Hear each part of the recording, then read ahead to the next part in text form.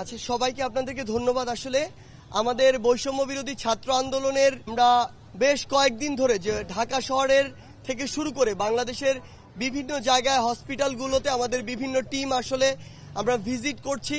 আমরা আমাদের যে ভাই বোনেরা এই ফ্যাসিবাদের পতনকে সামনে রেখে অকাতরে নিজের জীবন বিলিয়ে দেওয়ার জন্য রাজপথে নেমে এসেছিলেন, তাদের চেষ্টা করছি এবং সেটিকে সামনে রেখে বরাবর মতো আজকেও আমরা ঢাকার বেশ কয়েকটি হসপিটালে গিয়েছিলাম।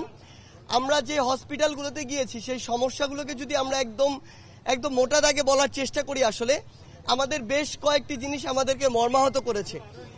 আমরা যখন আমাদের কথা বলেছি তাদের জায়গা থেকে যে মেসেজটি এসেছে যে সেই 18 তারিখ বলি, 19 তারিখ বলি কিংবা 4 তারিখ বা 5 তারিখ বলি, যেদিনই সংকট সর্বোচ্চ মাত্রায় গিয়েছে সেদিনই ডক্টররা তার নিজেদের ব্যক্তিগত কাজগুলো ভুলে গিয়ে সবাই যেখানে ওটি ছিল কিংবা যেখানে ইমার্জেন্সি ছিল ছুটে গিয়েছেন এবং তারা তাদের জায়গা থেকে সর্বোচ্চটুকু দিয়ে চেষ্টা করেছেন বলেও আজকে আমরা হসপিটালগুলোর বেডগুলোতে আমাদের ভাইদেরকে ডে বাই ডে সুস্থ হতে দেখছি।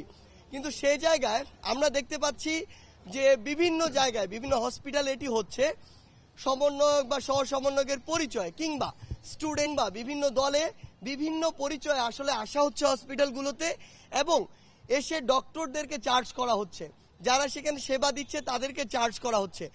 আমরা এই বিষয়টিতে আসলে আশা হতো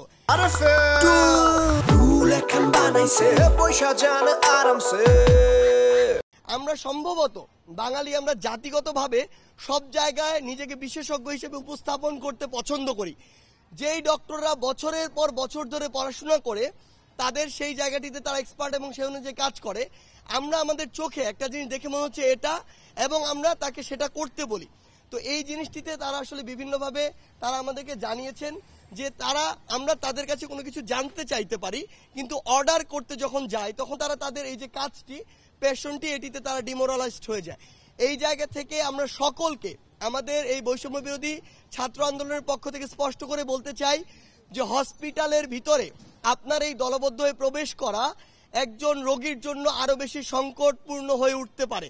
কারণ এখন আমরা দেখছি যে প্রথম ধাপে বা দ্বিতীয় ধাপে এই ইনফেকশনটি হচ্ছে। এই জন্য যদি কেউ আসে এককভাবে ভিতরে যাবেন, কোনো মিডিয়ার ভাই বা ক্যামেরার ফুটেজ খাওয়ার জন্য কাউকে নিয়ে যাবেন না, সেটি দলবদ্ধ হয়ে যাওয়ার জায়গা না। এখন তাদের সুস্থ হয়ে ওঠা প্রয়োজন। এই জন্য অবশ্যই আপনাদের যেটি করতে হবে সেটি হচ্ছে তাদেরকে নিরাপদ জায়গাটি ছেড়ে দিতে হবে, এটি একটি বিষয়। আরেকটি হচ্ছে হসপিটালগুলোতে আমরা যেটি দেখছি আসলে এখনো সেটি হচ্ছে এটি মধ্যস্বত্বভোগী একটি গোষ্ঠী রয়েছে, যেই গোষ্ঠীটি আসলে এখনো পূর্বে তারা যে কাজটি করত আসলে বিভিন্নভাবে রোগীদেরকে হয়রানি করার চেষ্টা করত, ওই মধ্যস্বত্বভোগী অংশটি এখনো বিভিন্নভাবে অল্প হোক বেশি পরিমাণে হোক রোগী বা রোগীর গার্ডিয়ানদের কাছ থেকে টাকা নেওয়ার চেষ্টা করে বিভিন্ন কথা বলে।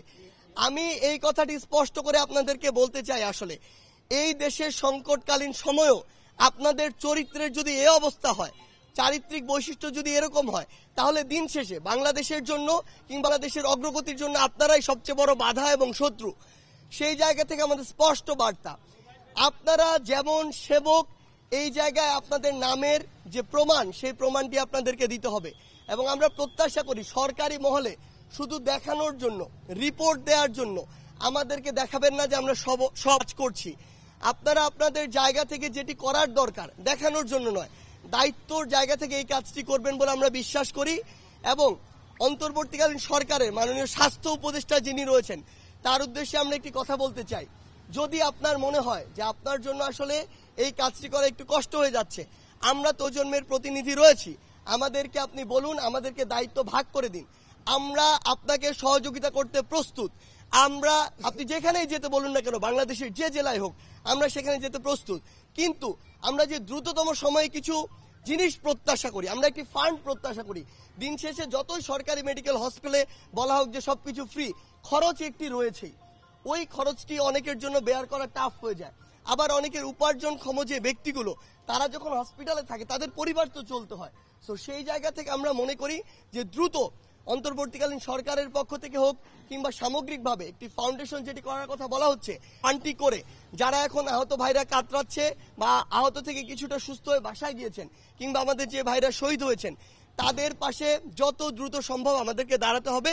সেই কাজটি দ্রুততম সময় করার আহ্বান জানাচ্ছি।